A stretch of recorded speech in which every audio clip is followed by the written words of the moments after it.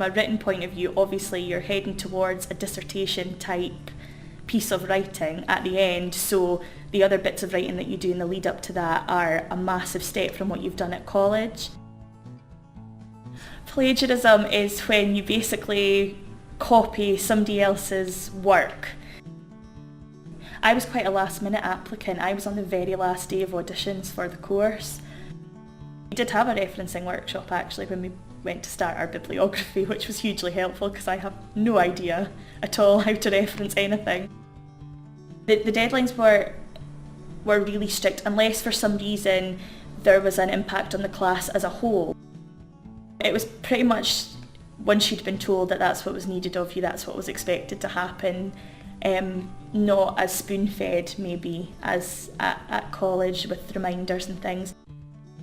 We were told at the start of our course that obviously with it being a full-time course you are expected to be working the hours that you would in a full-time job.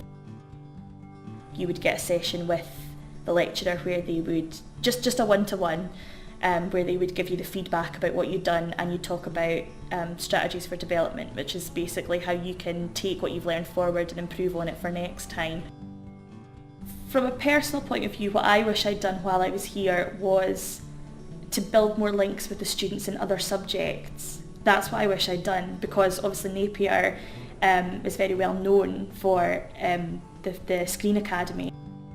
Sometimes I would just come out randomly and say, I wondered this, and then other people would go, I wondered that too. I thought it was just me. And although it is kind of going out on a limb, because they might turn around and look at you funnily because you are the only person that thinks it, but then they might all, make you feel better because they were all thinking it, and then you can go and ask the question if everybody wants to know the answer. I would say don't be embarrassed to ask for help if you need it. There is loads of support available, although you do need to go and find it. It won't find you.